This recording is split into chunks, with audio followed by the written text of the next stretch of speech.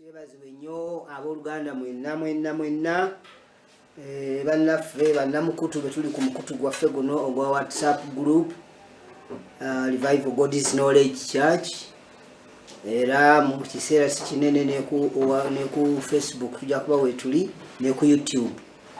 Twala akakisa kano mwenna balamusaako nti musiibyeyo mwasuzeeyo mutya. Abalamusa nno nze baliyewuunya John Pokimbowa omusumba wa Revival God's Knowledge Church wane Kawempe omuluka bwayise wano.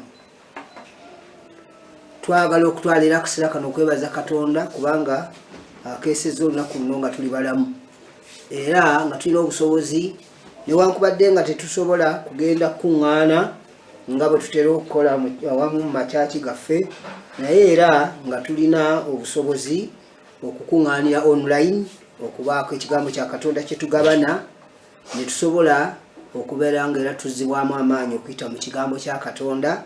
Katonda yatuyita mulamu era ali wamu naffe. N'olwekyo nga tetunnaba kutandikira ddala, njagala kutwala omukisa guno kwebaza nti weebale nnyo okuparticipatinga era temya ne ku munno bw'oba olina engeri gy'osobola omutemyako omugambe nti tudireyinze mutwale tugambye essaawa 5 naye waliwo ebibadde biyingiddewo ne twongerayo ne tutandika essaawa 6. Kale waba omunnaffe yenna abadde atataaganyiziddwa olw'enkyukakyuka ezo mukomeko mugambe nti omusumba balyewuunya wuli atuuse kwali ku mpewo zaffe za studio ya Revival God's Knowledge Church ku WhatsApp group. Muge nti kwali era ekigambo essaawa yonna kitandikirawo. N'olwekyo ojja kuba okoze omulimu munene nnyo okuyamba oluganda okubaako ekigambo kye tugabana ate naye ng'akifunako asobole okubeera w'amaanyi mu mbeera zonna eziriwo, kubanga tumanye yatuyita nti mulamu ate era mwesigwa. Yatuyita buyisi si ffe tweyita. Eyalokose eggulo wayitiddwa naye ate era tewakoze eki si gwe weeyise. Eyakuyingiza mu bulokozi buno akwatibwako kinene nnyo, gwe naawe ovunaanyizibwa input yo kwe kumukkiriza ne bwabaawo embeera eziri zitya yadde yalokoka edda. Kale katusabe essaala eno tuyingire mu kigambo. Kitaffe w'omu ggulu mu linnya lya Mukama waffe Yesu, Katonda kitaffe n'Omwana Omwoyo Omutukuvu, Taata oli Katonda omu w'amazima, tukwebaza Mukama olw'olunaku luno era tuzze mu kaseera kaffe aka service yaffe eno ya online service, Sunday service. Tukwegayiridde omusumba waffe omukulu Omwoyo Omutukuvu nga enjiri eno egenda mu maaso, leka okkirize obeerewo okwebanuka bikwogerako nti gwogenda okutuyigirizanga Omwoyo Omutukuvu gw'onootujjukizanga bye twerabidde, gw'onootegeezanga buli kyama kyonna ekya Katonda, gw'onoobikulanga Yesu Kristo mu buliwo. Tukwegayidde omusumba waffe omukulu Omwoyo Omutukuvu, kkiriza otukulemberemu mu linnya lya Yesu. Tusabye Omwoyo Omutukuvu otukulembere mu linnya lya Yesu. Nga bwe waliwo okunakula Pentecost n'oleeta enkyukakyuka mu kisenge ekya waggulu, bw'oti bw'oba oleeta enkyukakyuka ku mukutu guno buli aguwuliriza n'oyo anaaguwuliriza. Mu linnya lya Yesu Omwana wa Katonda omulamu, Omwoyo Omutukuvu tukwaniriza mu linnya lya Yesu. Kale Omwoyo Omutukuvu tumaze omwaniriza mu linnya lya Yesu. Kaakati nno twagala tweyongere okugenda mu maaso mu Uganda. Edward nkulaba bulungi bambi, Germany eri etya n'abooluganda mbalaba wano bangi, Olivia bonna bangi mbalaba. Mweyongere buli omu okukoma ku munne tugende mu maaso n'ekigambo. Haleluya, nsanyuse nnyo okubalaba mwenna ate mbaagala okusinga bw'oyinza ekirowooza era mbaagala nnyo kuba we mutali nange sibeerawo.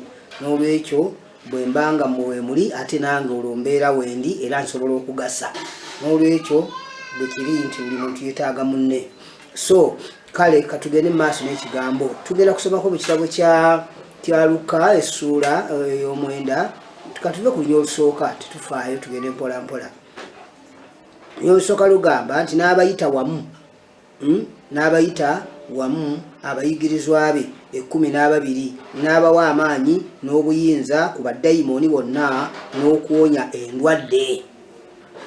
Yesu n'abayita bonna wamu 12 n'abawa obuyinza ku baddayimooni n'okuwonyanga endwadde. Kati wulira olwokubiri, n'abatuma okubuulira obwakabaka bwa Katonda, n'abatuma bagende babulire obwakabaka bwa Katonda n'okuwonyanga endwadde bitambulira wamu. Kakati gwe ekikubonyaabonya buba bulwadde, luno lwe lunaku lw'omunnange.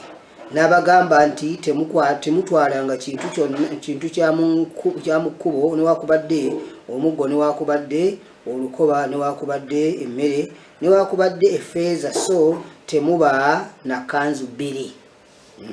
Owulira awo bwe bigenda. Mukama yebazibwe. Mukama yebazibwe nnyo. Olwokuna lugamba na buli nnyumba mwe munaayingiranga mubeerenga omwo era bwe muba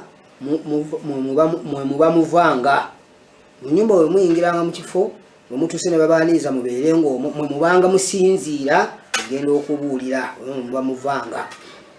Era bonna olwokutaano era bonna abatabakkirizenga bwe mubanga muva mu kibuga ekyo enfuufu y'omu bigere byammwe mugikunkummulirenga ebe omujulirwa.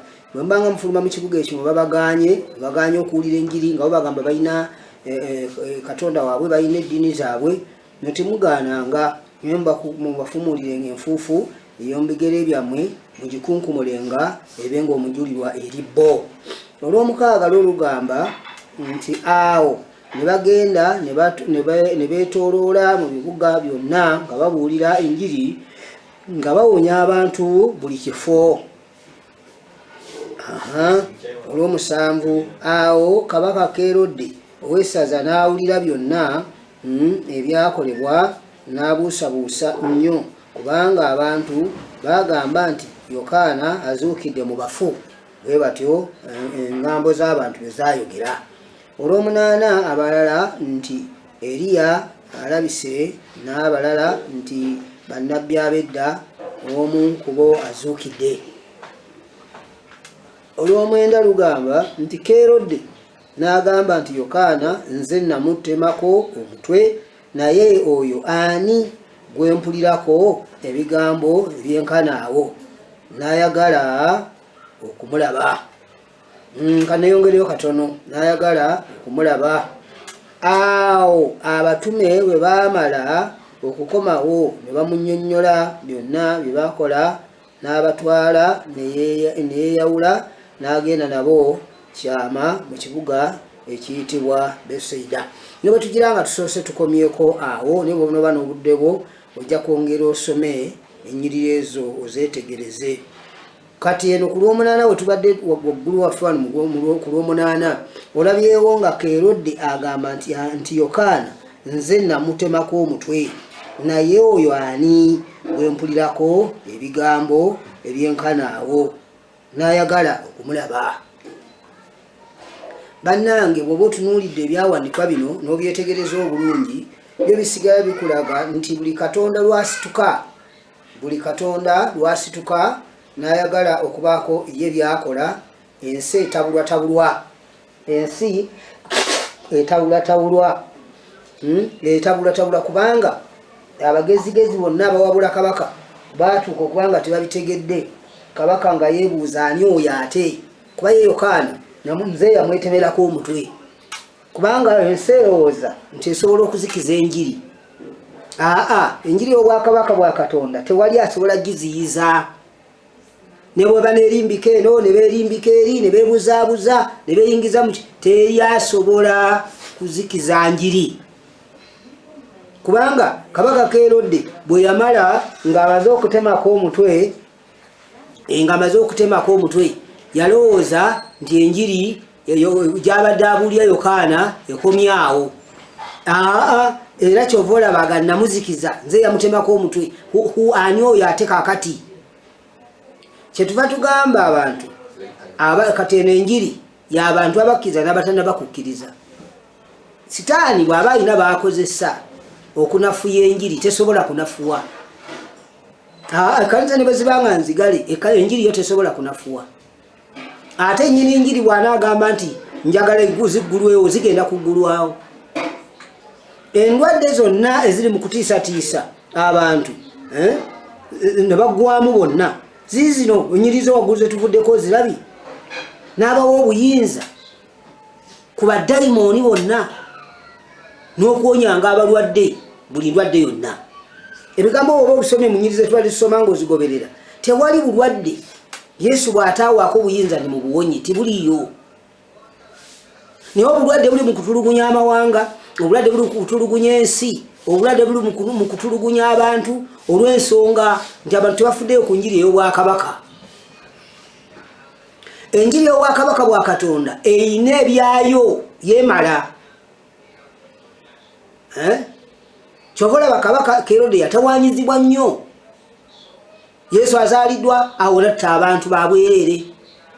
Gwe bali abaana abattibwa nga Yesu Kerode anoonya Yesu amutte, natta abaana okuva ku lunaku olumu okukoma ku b'emyaka 2. Kuno konna kwali kutawaanyizibwa kubanga ayagala okutegeera ebya Katonda mu magezi g'abantu ekitabanga nawo.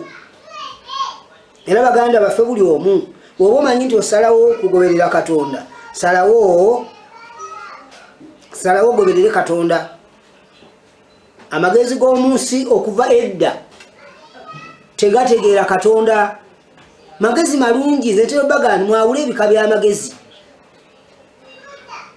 Amagezi wegali agafa ag'abantu gamangi nnyo gakola ebintu birungi nnyo. Nesiga amagezi ga Katonda.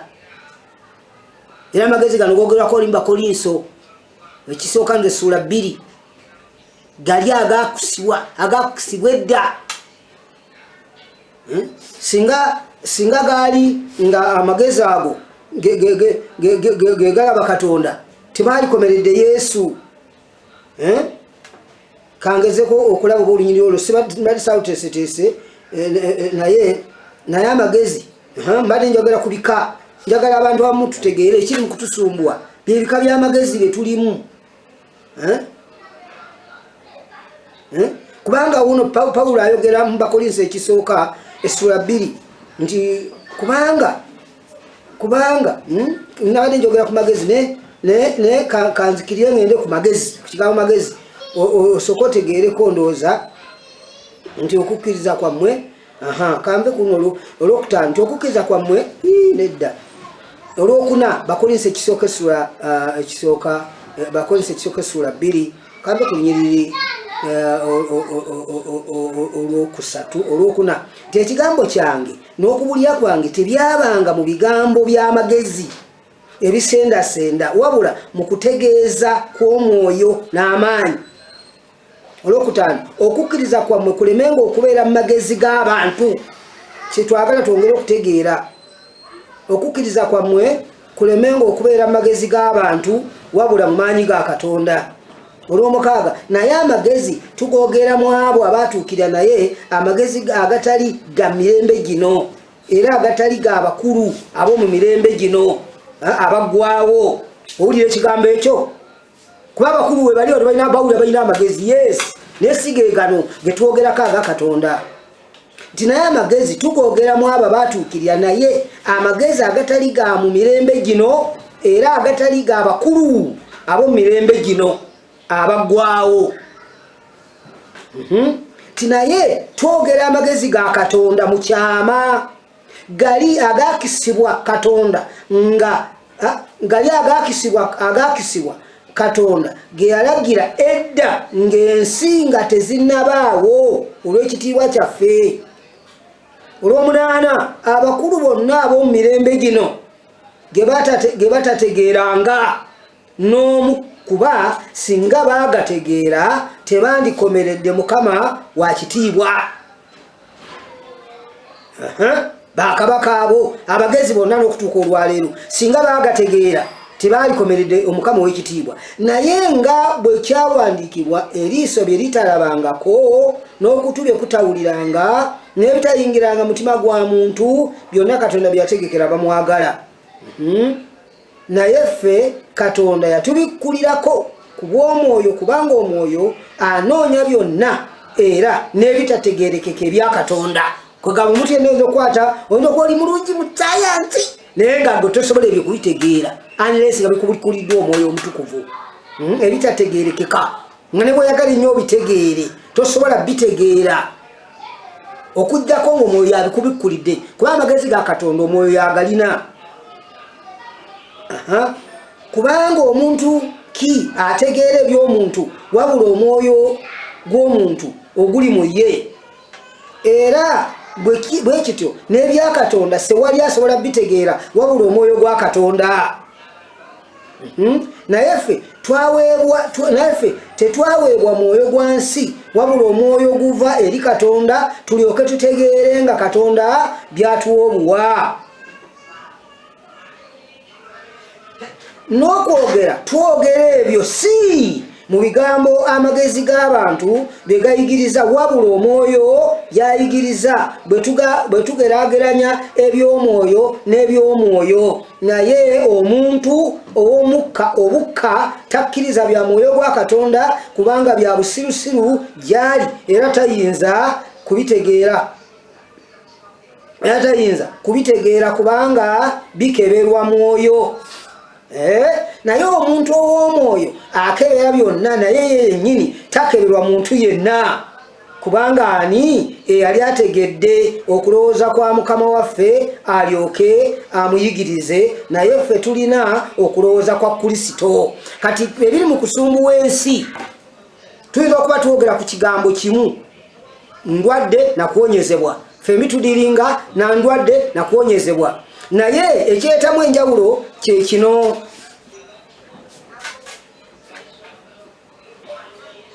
Ekireeta endwadde ku nsonga eno, ekireeta enjawulo ku nsonga eno kye kika ky'amagezi mwe tujjidde fembi.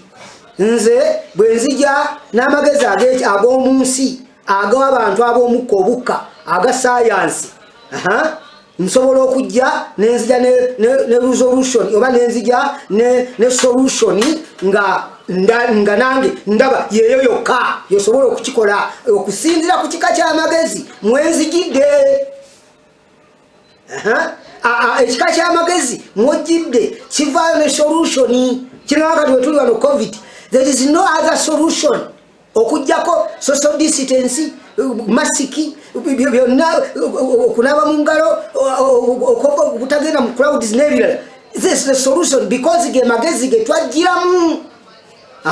Bwe tuba twandolinga ensonga eno mu magezi gaffe aga sayansi ag'omuntu assa obusobo omukka obukka, ekyo kyennyini kye tulina okukola, tetusobola kukolayo kirala.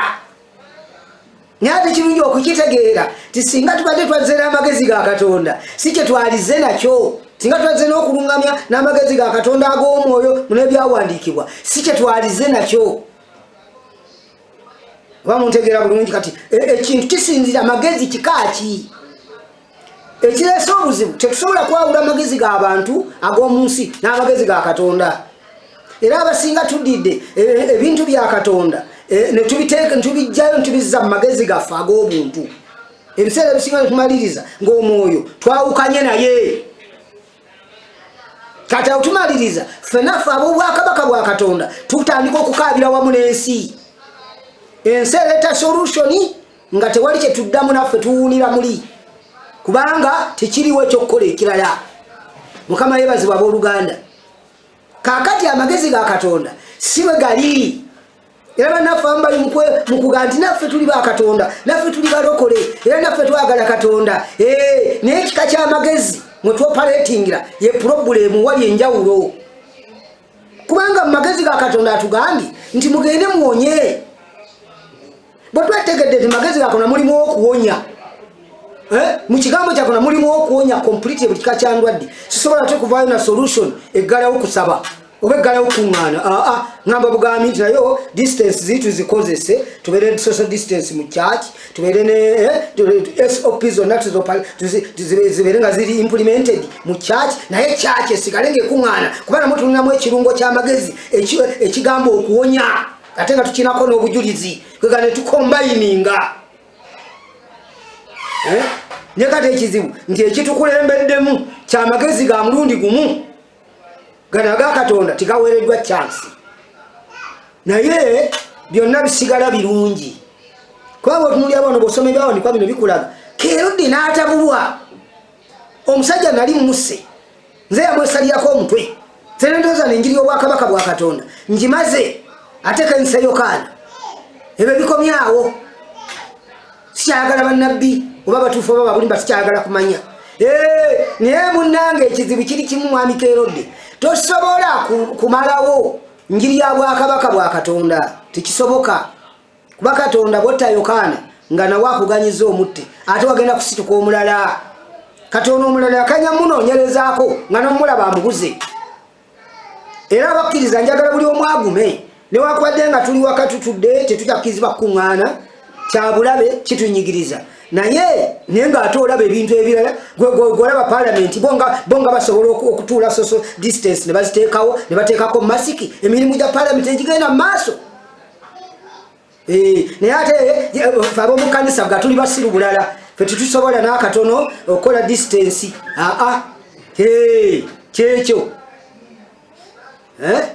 kagamba aba parliament bagezi nnyo basobola dda bulungi okwewa distance ne bateekako masiki ne bakozesa sanitizer bulungi wabula emirimu gya parliament ate negitatuula. Naye nabakola mu gya Katonda ffe tuli bafala bazibu tuli basiru tetutegeererako naddala. Tetusobola kwewa distance tetusobola kuteekako masiki emirimu gya Katonda gigende mu maaso. Emirimu gya Katonda gigende mu maaso tewali tikisoboka bekkanisa basiru.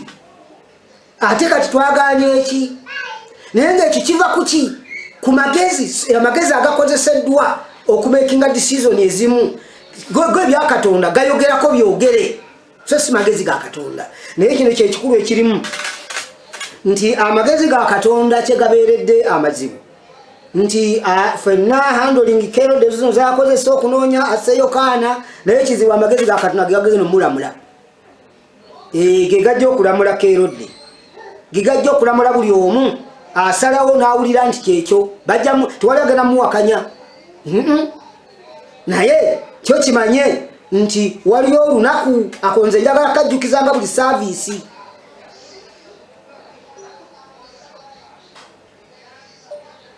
Waliyo olunaku bw'osalawo okutambuza obulamu bwo ng'amagezi g'omu nsi ng'ag'abantu ab'omukka obukka agatali magezi ga Katonda. Waliyo ekikuterekeddwa mu maaso kubayo Mukama bw'anaaba oba oliwo omusinkanye ku lunaku lwe era ku lunaku lwo omanya nti yajja kubuuza ng'akozesa byawandiikibwa. Tajja kubuuza biri mu geogolafe, tajja kubuuza biri mu sayansi, yagenda kubuuza ng'amagezi ga Katonda bwe galambikiddwa mu Bayibuli gano ag'omwoyo g'otayagala kumanya. Amiina. Kuba mu magezi gano ag'omwoyo ag'obwa Katonda agali mu Bayibuli go okuwonyezebwa weekuli. Era amagezi ago tegakontana kuwonyezebwa okwaffe okwa sayansi tibikontana.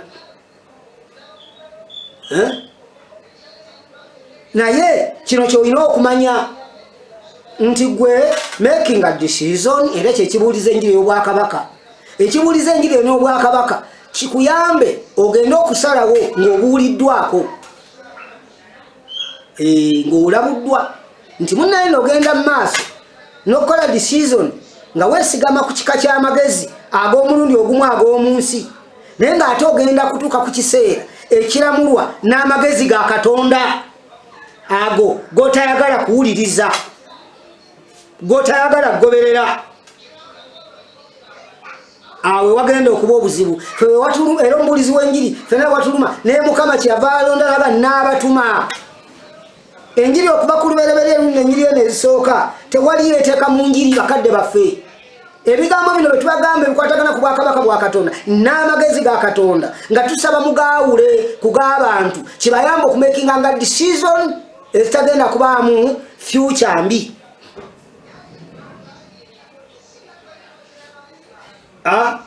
Mpulira bulungi muganda wange. Twatandise n'olunyiri lugamba twabadde eri wamma twabadde mu Luka 9 leka tuddeyo mu Luka 9 nyina kyenjagala nyongera okujjukiza kubanga ffe gwe mulimu gwaffe.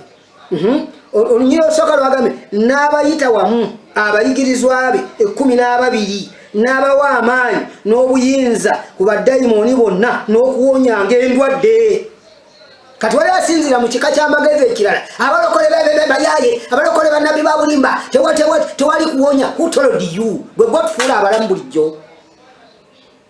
Lwaki oyinza okulowooza nti waga kutegerera abantu bonna? Kamba bugambi nze sikkiriza kuwonyezebwa kwa Bayibuli odde ebbali otwale n'ekyo naye kitegeere nti baba bakikkiriza bakifunamu. kitegeere nti baba bakkiriza ekyo nga bwe kyawandiikibwa baba balamu ku lwakyo. Era olwaleero otuukidde wano nze nina emyaka 57 lumu ogw'ekkumi mpeza 58 nina obujulizi obwenkanakana 100 ku 100 nga Yesu amponyeza without any medicine.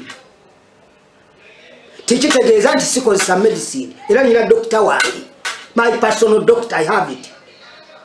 But tekintegeeza nti olwokuba my personal doctor wabula nsumba tukole kino kikozesa kino test tukole yadde ng'oyo waali tekijjaawo kuwonya kwa Bayibuli era naye yennyini akimanyi.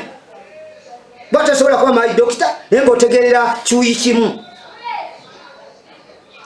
Omuntu yenna ali knowledgeable ateekwa okuba nga ategeera emirundi ebiri, ng'ategeera mu magezi ga Katonda gano then ng'ate ategeera ne mu g'abantu kubanga muntu. Gye tukoma okutambuza obulamu ku magezi ag'ekiwuyi kimu, amazima kuno okulabula oba oyagala kutwala batoyagala kuleke. W'olisinkana Mukama waffe ogenda kusanga obuzibu kwajja kubuuliza mu magezi ge wagaana. Ate nga tuli bamusinkana ne bwe tunaalwawo emyaka 2 mu gw'ebibiri mu ogumu tunaamusinkana, ne bwe tunaalwawo emyaka 10 mu gw'olukumi mu ogumu tunaamusinkana. Kati kola byokola byonna nga weegendereza okwetegereza Bayibuli kyeyigiriza, nga weetegereza Bayibuli togiyingiramu n'amagezi g'abantu, giyingiremu mu magezi ag'Omwoyo Omutukuvu. Koola Omwoyo Omutukuvu kuba yagaba amagezi agategeera Bayibuli, kubanga Bayibuli yakolebwa mu magezi ga Katonda ku bw'Omwoyo Omutukuvu. Ndoza kiri mu Petero awo ekisooka sura 20 sura esooka 26. Ebigambo by'obunnabi bw'ekitabu kino sibyajja lwa kwagala kw'abantu naye byajja n'alisomyeyo kankebereyo kandabeyo ku Petero wano ndabe. Mukama yebazibwa. Abooluganda njagala tuleke Bayibuli etulamule kubanga ne bwonogaana okukulamula olwaleero yegenda okukulamula oba owulira oyagala oba toyagala. Nyirirwa 26 mbadde njagala leka nkebereko wano kwa 26 ndabe. Petero ekyokubiri amina nkyanoonya ekigambo kino kyenjagala. Mukama waffe Yesu yebazibwe. Kinaaba mu Yakobo njakiddedda n'ekigamba nti ebigambo by'obunnabi bw'ekitabu kino tibyajjala kwagala kw'abantu n'abantu baayogeranga ebyava eri Katonda nga bakwatiddwa Omwoyo Omutukuvu. Mukama yebazibwe. Mukama yebazibwe nnyo. Abantu baayogeranga ebyava eri Katonda nga bakwatiddwa Omwoyo Omutukuvu. Mukama yebazibwe. Kyova olaba si kyangu nnyo okutegeera ebigambo bino bwekuba nga siku luno lwabirimu olumu kubanga siwali kigambo kambe ku lwa 20 nga mumaze okutegeera kino nti buli kigambo ky'abannabbi ekyawandiikibwa tuli mu Petero ekisooka essula ekyokubiri essula esooka 20 nga mumaze okutegeera kino nti buli kigambo eky'abannabbi ekyawandiikibwa tekiteekeddwa kukoma ku oyo yekka kubanga siwali kigambo ky'abannabbi ekyali kireeteddwa mu kwagala kw'abantu naye abantu baayogeranga ebyava eri Katonda nga bakwatiddwa Omwoyo Omutukuvu. Kyova tosobola kutegeera Bayibuli. Mukama waffe Yesu yebazibwe. Mukama waffe Yesu yebazibwe.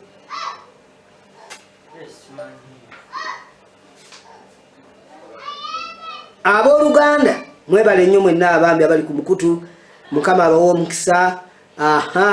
Amina amina tukyeyongerayo. Ebigambo bino by'obunnabbi eby'ekitabo kino ekya Bayibuli tebyajja lwa kwagala kw'abantu, si byajja lwa magezi g'abantu, si byajja lwa kuteesa kw'abantu, byajja abantu baayogeranga ebyava eri Katonda ne babiwandiika nga bakwatiddwa Omwoyo Omutukuvu. Kakati gwe bw'osinziira ate eri mu magezi gali nga tofuddeyo kuyambibwa Mwoyo Omutukuvu osobola obutabitegeera. Bayibuli osobola ogireeta n'ogizza mu magezi g'obuntu. Kakati olw'omanya tobikkulirwa totegeera ky'osoma wabula okimanya. Mukama yebazibwe.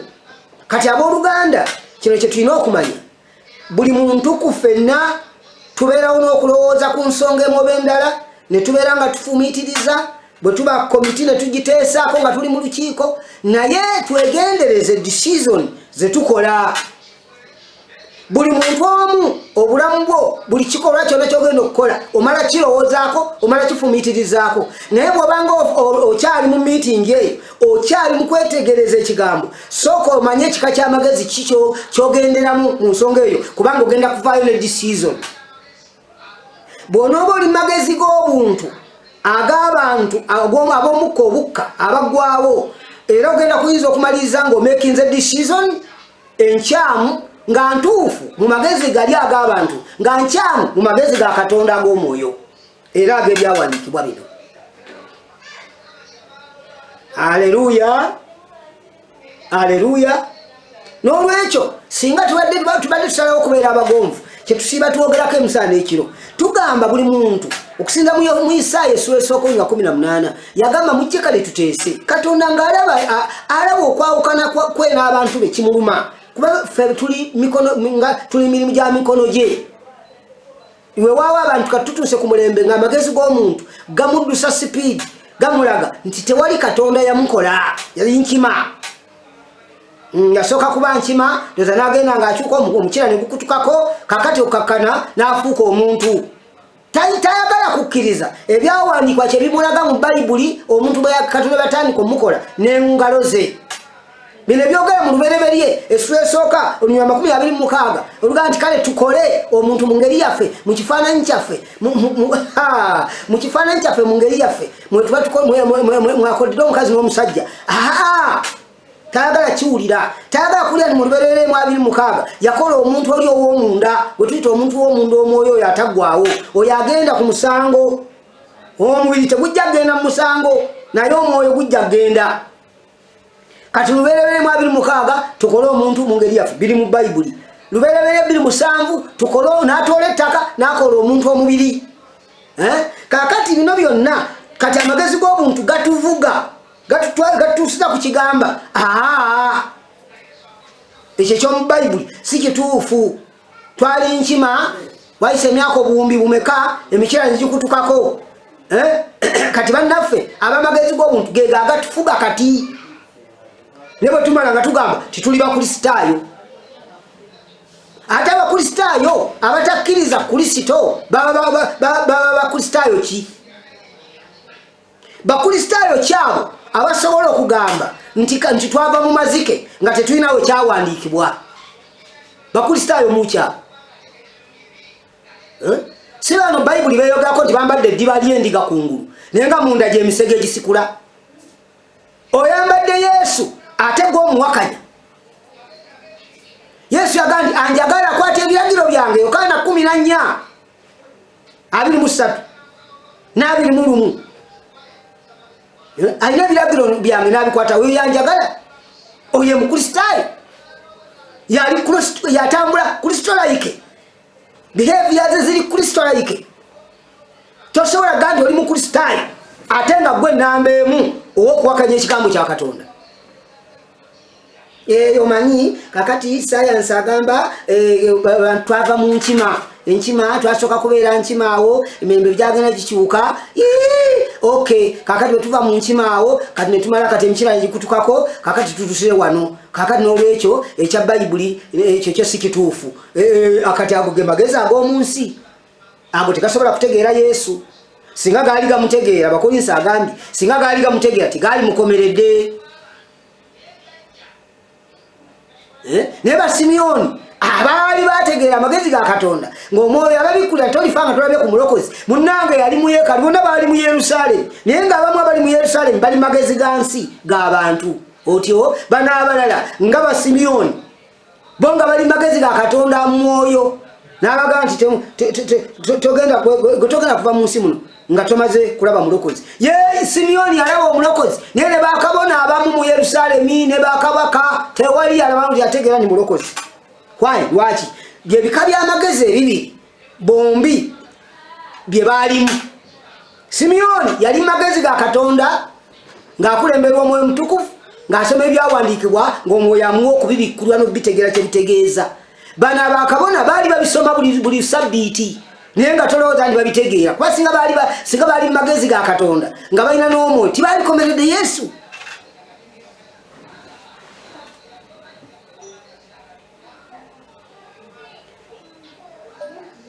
N'olwekyo abooluganda nga tweyongera okugenda mu maaso, essaawa etuuse. Waliwo ensonga lwaki Mukama waffe Yesu yasanga abasajja bano buli omu yali ali ku bibye. Peetero, Yokaana, gundi n'abalonda buli omu gye yali. Eyabalonda ye Mukama waffe, era eyabalonda ye yabawa n'obuyinza wa wano ku baddayimooni bonna n'okuwonya endwadde. Ekyo Yesu kyeyakola emyaka 20 egiyise takizikizanga, ne kakati kigenda mu maaso. Akyalonda, akyayita, akyatuma, era akyawa obuyinza ku baddayimooni ne kuwonya endwadde. Tolina lwoli kitujja mu magezi nti Yesu tawonya. Gojja kusigala ng'okyogera kubanga gwe okumanya kawe kukoma. Naye ffe okumanya kwaffe kuyitawo kubanga Bayibuli etuyamba okumanya ekituufu. Tukkiriza bulungi nti Yesu yazuukiza Laazaalo bwe yali ng'amaze okufa, ng'avunze, ng'awunya, ng'amaze mu 5 ennaku 4. Mu magezi agali mu nsi tegasobola kutuuka awo, go gali limited. Kitegeeza ng'olweyo gamagezi gakomya. Ffenna abakkiririza mu Yesu Kristo ng'omulokozi waffe nga tetwogera bwogezi nga bwe tuwulya boogera, nga tutegeeza kye twatula. Tumanyi nti yadde nga omuntu amaze okufa, Yesu akyalina obusobozi obumuzuukiza. Mu magezi ga Katonda gyekiri era kikola. Tumanyi nti Yesu asobola okuwonya omuntu nga bamukubye empiso. Kyova olagenda nnyina personal doctor nina. Naye ekyo tekintegeeza nti dokita wange waŋŋamba munnange ogenda kufa, kiweddeyo. Muganzi wamugamba ye weebale nnyo era oli mutuufu n'empapula zimpe, weebale nnyo okoze okomye woolina okukoma, kati ebirala bindekere kuba nze mmanyi gye nvudde Yesu wange gw'ondabidde wano, gw'ondabira wano kubanga olaba akantuntu akayogera. Naye ate nze mmanyi gye nvudde ne Yesu okuva nga nina emyaka 22. Yesu gye yanzija nobody tewali ayasobola kunzijayo okuva nga nina emyaka 22. Kati nina emyaka ngenda ku 58. Kati siri muntu gojjaawo n'oleta stories ezo n'oŋŋamba mbuno kasita bagamba tojja kuwona ntoona. Kikisoboka okujjako ng'olunaku lwange lwe lwatuuse nga Mukama waffe ayagala tugende kyekyo, kubanga eyanvonya nga nyina emyaka 22 ne bambika emirundi 2 ne bajja okunona omulambo, Yesu n'ankuumirawo ogenda nga nzize engulu, ne baddamu ogwokubiri nenzira engulu. Kaakati bye nalaba ne gye nakoma tosobola kundowoozesa nga bebi. Genda olowoozese bali abatamanyi kye bakola. Sitaani yagamba owonya okomyewo era kankusuula eddalu. Nansuula eddalu omwaka mulamba nga ntambula bwereere mu kibuga ky'e Masaka. Timanyi oba naawe wampuliriza, wali oyambaddeko obwereere olyoka otandika okuwakanya nti Yesu tawonya. Nze ayogera naawe ntegeera kye njogerako. Bwe bambika emirundi 2 byonna biriko obujuli, wagenda ekyotera lipooti gye ziri eri abaaliwo bakwendako waliwo n'omukyala yafudde.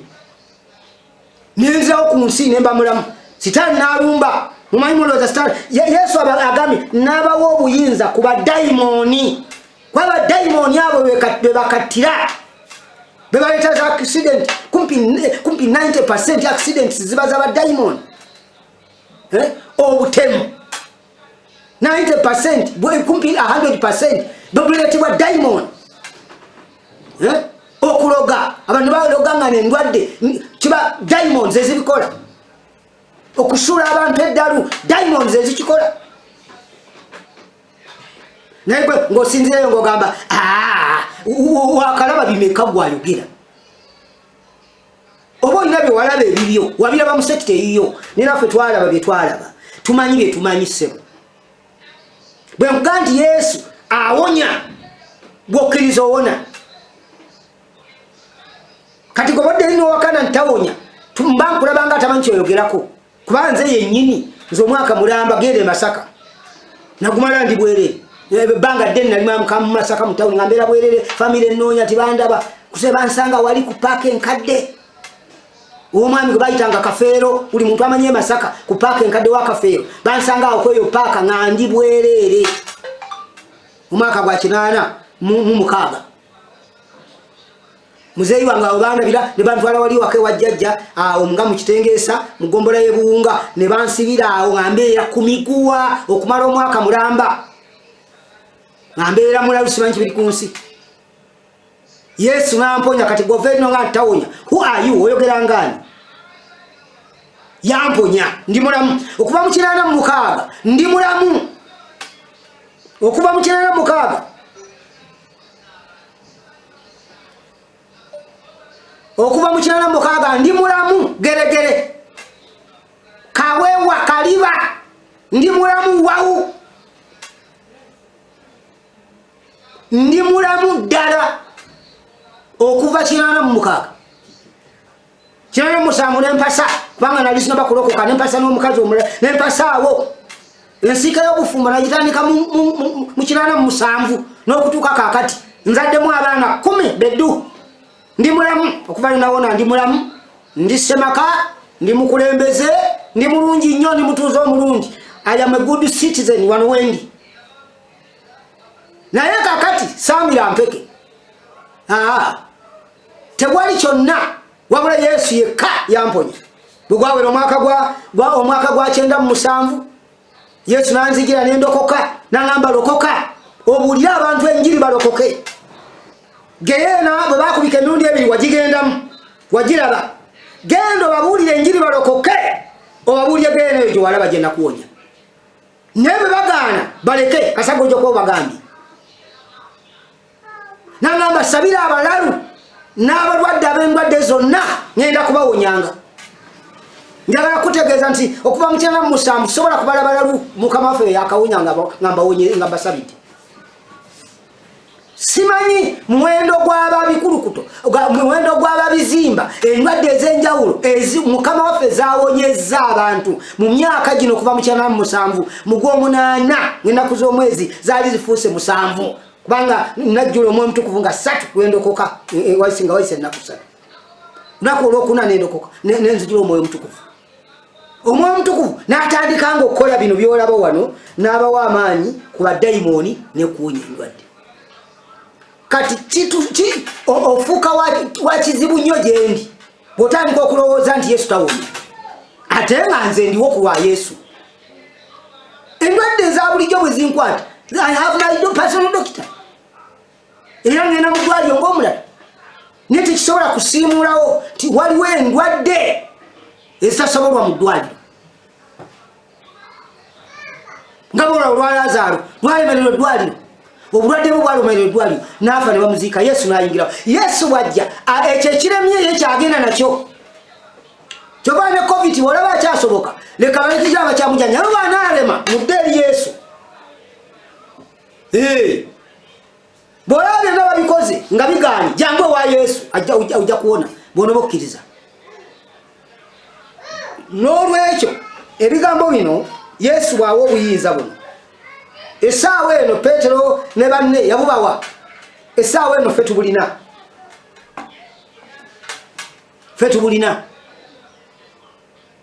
yadde ne mu covid-1 waliwo omulalu gwe baleeta wano gwe baŋŋamba omuntu ono agudde eddalu ne ŋŋamba kaneesabike naye ŋŋenda enyamba omwana wa Katonda awone ne musanga gye we yali nga neesabise bulungi nembogolya baddayimooni ne bamuvaako nakati mulamu kubanga tali wala ali ku kyalo kuno nalisinda kuleka neyiba kufa omwana nga ataabuuka nadde eri muwala mufumbo yali akazaala omwana omu kakati tumukulage oddemu oyogere byabalokole bya bulimba obanga waliwo ab'obulimba naffe tukikkiriza ni ate kitegere nti waliwo abamazima tojja tugatika sigo watutuma tumanyi kye tukola sebo tumanyi kye twogerako tumanyi kye tutegeeza abantu abali against n'enjiri gye tubuulira tibali against naffe bali against naye atutuma okubuulira enjiri kubanga nololabye nabano we batandika kuga n'abayita wamu abayigirizwa be 12 n'abawa amaanyi n'obuyinza ku badayimoni bonna n'okuwonya endwadde bano si be beeyita naffe si ffe tweyita nze ngenda okukwatibwa endwadde eyankwata mu 2 nali nesuubulya amagendo Tanzania nali nesuubulya amagendo biseera ebyo manyi amagendo gaaliwo nga twetukira amaliba g'engato netugaleeta wano mu Australia ne tugatunda bagambe nali ndi lugojamye nga ndi awo ntudde naye Katonda yali ayagala kundaga nti amagezi g'ensi weegali bati galina ekkomo yali ayagala ngategeera g'ensi naye ate nga tteeka aga Katonda future esobola okubeera very clear kati olwaleero siri mu bantu b'ogamba nti bw'ova mu mubiri n'ogenda n'ova mu mubiri n'atera okumala nze siri mu bantu b'ogamba nti ate kakati bw'ova mu mubiri simanyi ekiddirira nkimanyi gw'oba walokoka nga wakkiriza Yesu okubeera omulokozi w'obulamu bwo n'otambuza obulamu bwo ng'ekigambo kye bwe kiri oteeka okulokoka n'ogenda mu ggulu n'onagenda ekitali ekyo bw'oddira ebigambo bya Katonda ng'okozesa gano amagezi nange ge nali nnina mu biseera ebyo kubanga nali nfunye ku busente nga ndi kavubuka kato ka myaka 22 nga nange njogera nga abamu ku mmwe bwe mwogera ebyo byabalokole ebyo bya kisiru abalokole bayaaye nange ndi omu kuba abavuma kubanga nali sitegeera kye bategeera kati nze toddaawo nonnimba olimba yaabo abalala be muba mulimbelimbire manyi kyekitegeeza bw'oba tolokose manyi kyekitegeeza nti oyisaawo olukujukuju lwo nga keerodde n'ojevunajevuna ebya Katonda n'ebyenjiri byonna n'ebyabalokole n'ekkanisa byonna ng'obiyisanga gasiya nenjukira nti singa tobyenenya ojja musisinkana ajja bikubuuza kyekyewuunyisa ajja bikubuuza wegendereza ebintu byokola ekibuuliza enjiri n'obwakabaka bw'oba ozuddewo munnange kyobadde okola naye nga kiyinza okukuleetera ebibuuzo ebiri kulema okwanukula ku lunaku luli kale kyenenye muganda waffe okikyuse munnange kuba teri akusalira musango tuli mu kiseera kya kisa buli muntu okyasobola okwetereeza mala kulaba decisions z'omeekinze ozimeekinze ng'ofollowinga magezi g'abantu gokka oba obadde ofollowinga n'aga Katonda kubanga naawe okimanyi Katonda ali naawe ate awo omujoogeraawo wooli omussa wansi ng'akulaba bw'ati omuteeka mu kifo namba 3 mu mutima gwo ng'akutunuulidde bw'ati n'ogulumiza ebirala n'obiteeka mu namba 1 n'ebirala n'obiteeka mu namba 2 ye n'omuteeka mu namba 3 n'ensonga ze n'ekigambo kye akulaba bw'ati naye agamba nja kwatulira olunaku lumu mwami gundi nabasomerawo mu Matayo 27 musome mu Matayo 15 vako lwe 15 ogenda 22 eyo okirire wansi kino ndi okamba kola ntya mbatulira timuve wendi abakola ebyobujembo abatagoberera kigambo n'olwekyo baganda bange nze mbegayirira nze ndi mubuulizi wanjiri Katonda nampa n'ekisa okusumba naye saagala balimba nti ekyo kitiibwa bupakasi buddu bwange mukama gwe mulimu gwe yampa okukola ng'omwana we mbeera omukozi we musamba ye nga boonoba ne taatawo nga musajja mugagga nnyo naagani mwana wange nti jangu onkulemberereko department naawe tukole ffenna ofune n'omusaala abakozi abalala bafuna emisaala mu kampani zange naye naawe jangu okulembera eri kampani naawe obeere ku payroll okubeera omwana wange oli mwana wange ninakuweerera n'osoma olina obusobozi obuddukanya factory eri bali betubadde tusasule naawe nobeera nguli omu kubasasulwayo Katonda bwatyo bwe yatuyita tuli baana ba Katonda era kyemuva mulaba tetuli bakuzannya titutiisibwa era bw'omwana otandika okuntiisa nga mukama abakutunulira kubanga oli mukuzannyira ku mwana we. naye nze ekigambo kyeŋŋamba kiri kimu. Kerode ono eyali yeewanye nti amaze okusalako Yokaana ate oyaani? Kerode bano ababuli ebyobwakabaka baali bamukoze eki okugjako kye bayita misunderstanding. Baali babuulira ebyobwakabaka bwa Katonda, ye yalowooza nti baseketera bwakabaka bwe oba ababuulizi b'enjiri. Nze ndaba n'emirembe gyayite gya Idi Amin, ababuulizi b'enjiri beyatta beyasibanga baali bamukoze eki naye kubanga baali babuulira enjiri w'obwakabaka. Era Amin yalowooza nti bw'anaaba abasse nti bonna n'abasiba, yali alowooza mbu enjiri y'obwakabaka ejja kulekeraawo. Ekitasoboka yeeyongera na bweyongezi. Mu buli mulembe bw'ajja abayigganya enjiri baleeta Yesu ate kusituka. Tubadde tusaba Katonda guno omulembe omwoyo gwonna dayimoni ali emabegawo okuziiza enjiri n'okuziŋŋamya ekkanisa efuuke ng'ekintu ekiri awo ekitaliimu. Bw'abaayo Mukama waffe agenda kuyimirira, agenda kudiiringa naye mu linnya lya Yesu nga yeekwekereza, yeekweka akasukira eno amagezi mpola, akasukira eno amagezi naye nga ye yennyini yali eno oyo akozesebwa dayimoni eyo. Tugigoba mu linnya lya Yesu omwana wa Katonda omulamu. Twaba bw'amaanyi ku buli dayimoni, naye bw'abeerawo dayimoni emabega w'ensonga yonna, ngigoba mu linnya lya Yesu. Faawo mu linnya lya Yesu omwana wa Katonda omulamu. Bonsi bakabaka bano Bakerode baawubisibwanga olwaba bano balina ebbali ababawo amagezi ate nga beekwekabo mu kamera tebalabika. Naye ng'abo baleeta amagezi abo mulimu abayaaye munda omwo nga balina sitaani byabakozesa, naye nga ate mu kamera si badelivalinga message. Abo beekweka nga bali mu dayimoni tugigoba mu linnya lya Yesu omwana wa Katonda omulamu. Leka okutya Mukama kubeere mu ggwanga lyaffe. Kale tugenda kusaba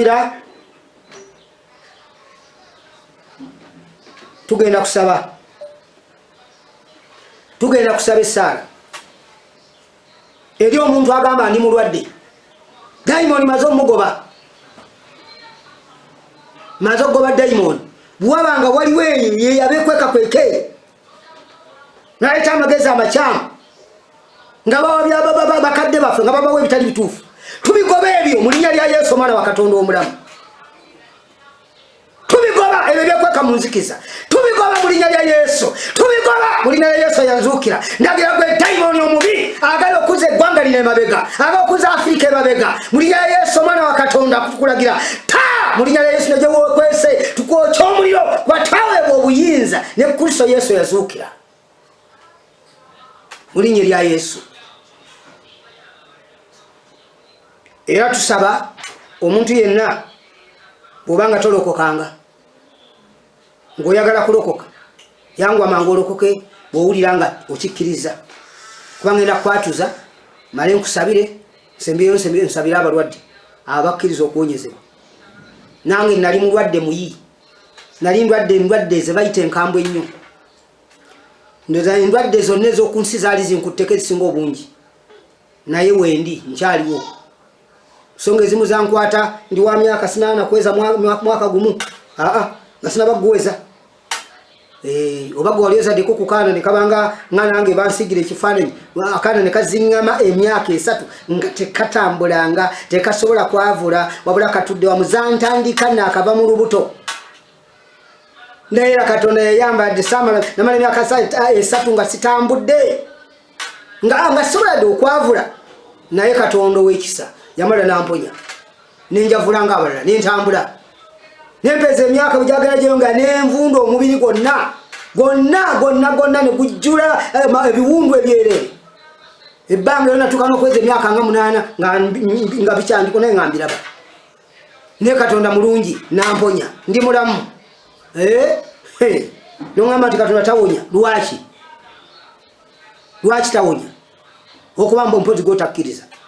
Nempona nemba mulamu, nenkula nendwala ebirwadde ebirala byali byamayute nga mangi buli kaseera amayuta ngambeera ku mubiri gwonna kumpi Katonda n'ayamba nempona ndi mulamu kwatumenje natuka eri mu kumbika n'oggweddalu ate nga ntuse emyaka 22 nabyo Katonda n'abimponya okuva ku lunaku olwo ndi mulamu nakafuna endwadde entono naye nga buli ejja kibooko buli ejja kibooko ye kibooko gye tugenda okukozesa okusabira omulwadde olwaleero luno nze dokita olumala okunkebera bwati nabagenyina my personal bikyalimu olunge siragamba nti mukozesa SOPs ezo nze munambe muzikozesa sanitizer wange wano wali kwegamba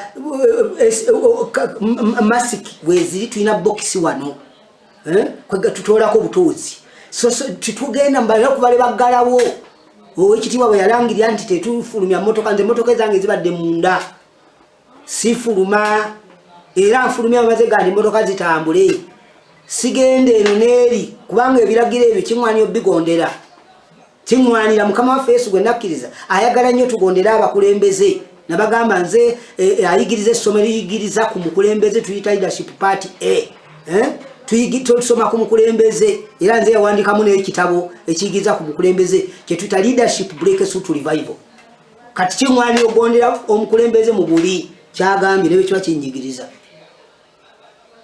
nibe kiba sikituufu nga nze nkirabanga ekitali kituufu erinze ni ate kimwaniro kikola ki okigondera kubanga oli mukulembeze n'olwekyo kyenkugamba nti weeyigirize okukkiriza Katonda gwayagala okulokoka tula bino Yesu gamba Yesu olunaku olwaleero mpulidde ekigambo kyo zikiriza n'omutima gwange njatula n'akamwa kange ndokose Yesu wandika erinnya lyange mu kitabo eky'obulamu okuva leero limulokole nyweza erinnya lya Yesu lye ligenda okuyisaawo Bayibuli ga Yesu lyekkubo ge mazima bwe bulamu teri kkubo lituuka eri Katonda bino bye babalimba mbu buli kkubo bw'oyitira mu liri otuuka n'oyitira ne mu liri otuuka ojja omubuuzo oyo akugamba ekyo tikyawandiikibwawa nti bw'oyitira mu kkubo gundi otuuka ne bw'oyitira mu kkubo eddala otuuka kyo kiri mu nnabbi ani yakiwandiika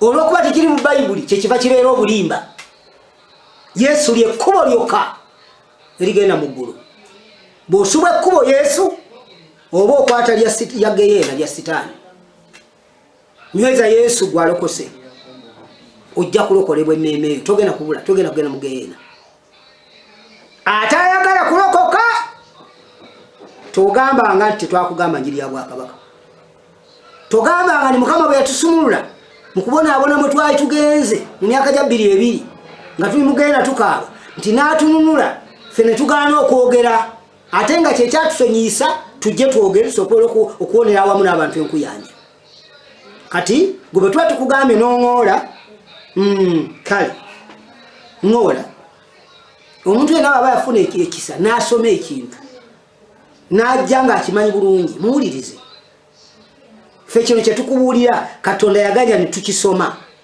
gw'omanyi bingi nereki kyekwatagana ku geyeena ku ggulu tobitegeera ate tukuyamba okubuulira weegaggasa weeyisaawo kakati ffe olwo tukukolere ki kasita ffe naawe ffena tuli bakuvaawo wano tuddeyo eri kati bw'oligendayo gwe gy'otagendanga ffe tukubuulira ebiriyo kakati lw'olitegeera nga tokyasobola kukizza mabega nga bagamba mbu gonna makubo eri ekkubo lituuka ngo gwe tosobola nakubamu nakabuuza nti abayi kyo kyawandiikibwa wandabeko tosobola nabibuuza kuba tikiriyo wabula bakuferaafera ne bakuferaafera tikakati bonofa tujja kusabira Yesu esaala tujja kutwala mu kanisa tukusabira omuntu bw'amala omaze okufa omusabira forward omuntu afudde okumusabira oba oli mu kulobesa basigadde era ffe abalokole bwe tuba omuntu ng'afudde tetusabira muntu afudde wabula tuba tudiringa na bano tugamba nti olaba ono omuganda waffe agenze ne kati golo bw'ogenda enkya weeteeseteese otya so tusobola kugamba mbu tusabire yafudde ate yafudde okumusabira forward Bayibuli egamba omuti we bagutema gye gugwira tumuntu amubulya mulamu ne yeenenya ne yeetereza mu kigambo kya Katonda n'alokoka yeenenya ebibibye nga mulamu niamaze okufa eyo nkola ya kinnaddiini kukukumira awo twenafa bagenda kunsabira bansabire misa ndi mukama namuze emirembe okumulamuza emirembe nga gw'omulagira oba osaba musabe yakugamba ko ndi omuntu bw'amala ng'okufa kati muŋŋambe nti mulamuze emirembe munsalirewo kakati okusalirawo okugamba nti akulamuze emirembe eyo njogera yaffe y'amagezi ga mu nsi naye nga teri kyosobola kwongerako ku muntu afudde ne bw'omwegayirira nyina mwanyinaze yafeyo mu kyalo buli mwaka bajja neŋŋamba kyawandiikibwawo ekyo kyokola omuntu we yali yafa nga akkiriza tikyetaagisa wukirala bw'aba yafa nga katonda amusonyiye bibyo byaggwera eyo kyama tosobola nakubimanya kwe byasembayo byo oba tobimanyi ayinza okuba yenenya ku endi n'agenda mu naye kati bweddanga nti omusabire osaba gamba bugambi nti twagala kumwogerako naye tekirina kyekikyusa eri katonda kuba mu byawandiikibwa tekiriimu ekintu ekitali mu konstitution ya ggwanga tusobola kukireeta nti olwo palamenti ekiteeseeko empozi etondewo etteeka kiyingire kati ate konstitution ya katonda tebakyagikwatamu ekitali mu bayibuli tekiriimu tosobola kukikola olwaliro nti ate katonda yagambye aba yagambiddewa so n'olwekyo mukama abawo omukisa ebiri mu bayibuli bibino webiri abaliwo nga oli mulwadde ng'ondaba oba ng'ompulira olwadde covid olwadde ekika ky'endwadde yonna ndagira mu linnya lya yesu eyamponya ayi mukama nkwebaza ebigambo byonna byenjogedde mu njiri olwaleero saze nga mbiteeseteeso byogera naye obindeetedde olw'ekigenderwa kubanga waliwo ali ku mukutu kuno ayinza okuba nga abyetaaga olwaleero ng'ate ogenda kusumulula obulamu bwe okuyita mu byo bangi nnyo babuzaabuziddwa nti okuwonyezebwa yesu tawonya kubanga sitaani naye ku nsi kwali alina beyefunira n'abakozesa n'ababuzaabuza nti okuwonyezebwa okwo tekuliyo naye ate ekyewuunyisa embeera zonna bwe zigaaniddwa eddagala bwe ligaana nti ate tudde eri katonda mudde eri katonda gwe mwagaana ate musooke mulokoke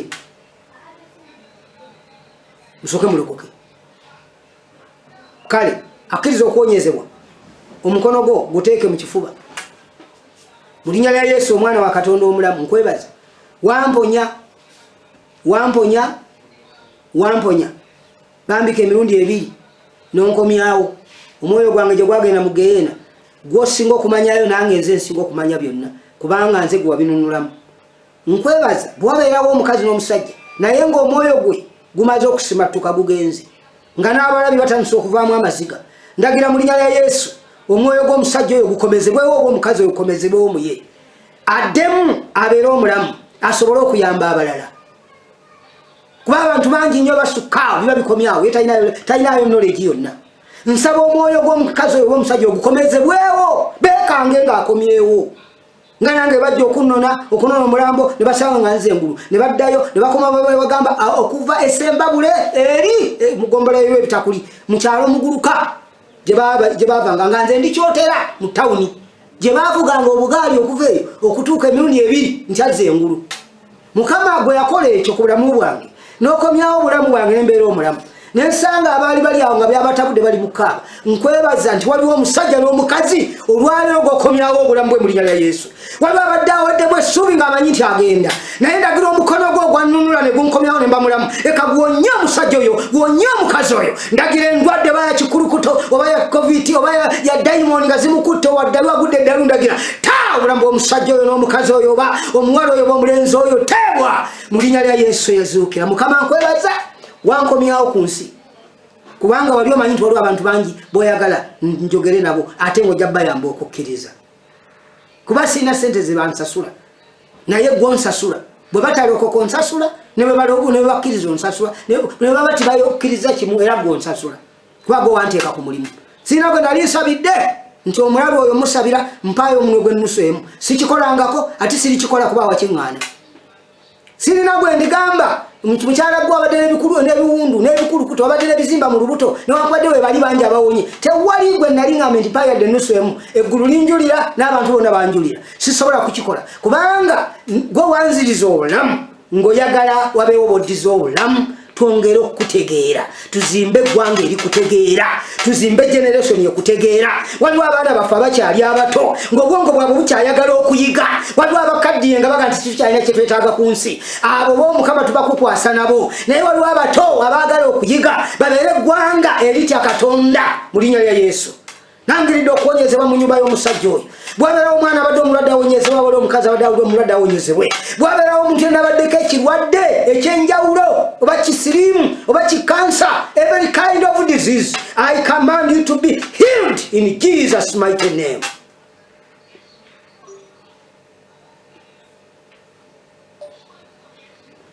Bwabeerawo omulwadde yenna kkiriza nti Yesu awonya. Nze bwe namala okuwona nemala okuwonera ddala omulabe Sitaani n'agamba tekimalidde ate nansuula eddalu era nembeera omulalu mu kibuga kyewaffe Masaka nesemba buli lw'ebitakuli teriyo atakimanyi naye weebazibwe Yesu mu mwaka mulamba nga guweddeko ogwa 86 nga tutandikira okuyingira 87 wamponya eddalu kwegamba tewali na muntu yajja gwasindika wabula wakyekoleranga gwe n'omponya. Kyemba nkusaba mu linnya lya Yesu Mukama omulwadde yenna Mukama alaba akalwa akatambi kano n'ateekayo okukkiriza okuwonyezebwa leka omukono gwo gwe wakozesa okumponya bwe nali mu kisenge mwe baali bansibira ekyabeerangamu embuzi za jjajja mwe baali bansibira okumala omwaka mulamba wali emizinga mu Kitengeesa mu Gombola y'e Buwunga mu Masaka district. Mukama omukono ogwo gwennyini gwe okozesa okuwonya omusajja oyo kansa okuwonya omusajja oyo omugongo okuwonya omusajja oyo omutwe okuwonya omusajja oyo covid mu linnya lya Yesu Omwana wa Katonda subulula amaanyi agawunya ku musajja ono akuta omukono gwe mu kifuba twala okuwonyezebwa oba oli mu Uganda twala okuwonyezebwa oba oli mu Amerika twala okuwonyezebwa oba oli Germany twala okuwonyezebwa oba oli Kata twala okuwonyezebwa mu linnya lya Yesu mbogolera buli kika kya ndwadde mbogolera buli kika kya dayimoni asuula eddalu abaana ba Katonda abadde balaluse ndagira bateebwe abadde balinywa enjaga ng'ebafudde balalu ndagira bateebwe nga bw'osumuludde bangi b'oleese wano ne mbalabako Mukama wote oba osumulula we bali bonna amaanyi ga Katonda amangi gakusinkanye mukazi gwe gakusinkanye mukazi gwe gakusinkanye musajja gwe osinkanibwa musajja gwe osinkanibwa olwaleero omukono gwa Mukama gukola ekijja ku bulamu bwo omukono gwa Mukama gukusumulula wano awo nnyini wooli kukkiriza kwo kwe kutwala tola yimusa okukkiriza kwowonyezebwa amaanyi ag'omuggulu gakusinkana kubanga gansinkana bwe nali nga mbuziddwawo bwe nali nga nsanyiziddwawo amaanyi ag'omuggulu gansinkana mu kifo ekitali kyankusinkanirwa muntu naye Mukama yannyamba omukono gwo ogw'amaanyi ne gunzijayo ne gunkomyawo mu nsi eno yakaka enjuba olwaleero nsabira omusajja abadde atwalibwa omukazi abadde atwalibwa ng'amaanyi g'emagombe gamuwalawala omukono ogwo ogwannunulayo leero nayo kagukununule mu linnya lya Yesu. Nunulibwa musajja gwe nunulibwa mukazi gwe nunulibwa muwala gwe nunulibwa mulenzi gwe oba oli Australia oba oli Bungereza oli wonna mu linnya lya Yesu omukono gwa Mukama guugo ogwannyamba ne gunkomyawo gwe gukusumuludde olwaleero. Kale kubira Yesu mu ngalo gy'oli yonna kubira Yesu mu ngalo gy'oli yonna amanyi nti olisimbinga okuwonyezebwa kubira engalo Yesu oli wonna kubira engalo Yesu oli wonna wosinziira b'engalo zo ng'otwala okuwonyezebwako twala okuwonyezebwa bukabukako mu ddwaliro buddiiro bukabukako mu kisenge abadde yeebase mu zuukuka mu linnya lya Yesu yimuka otambule abadde yeebase yimuka otambule mu linnya lya Yesu buli abadde yeebase yimuka tambula mu linnya lya Yesu buli abadde yeebase yimuka tambula endwadde yekugiddwako mu linnya lya Yesu mukube engalo oli wonna kuba engalo oli wonna kuba engalo oli wonna kuba engalo oli wonna kuba engalo oli wonna kuba engalo kubanga otwala okuwonyezebwako kuba engalo okuwonyezebwa okutali kwa bulijjo kwegatta ku bulamu bwo twala okuwonyezebwa webale Mukama endwadde egenda njiraba egenze atawulira atayogera mu linnya lya Yesu yazuukira webale Yesu webale omwoyo omutukuvu kubira Yesu mukubire kubanga osumululwa owonyezeddwa mu linnya lya Yesu. Gamba amiina Mukama abawe omukisa era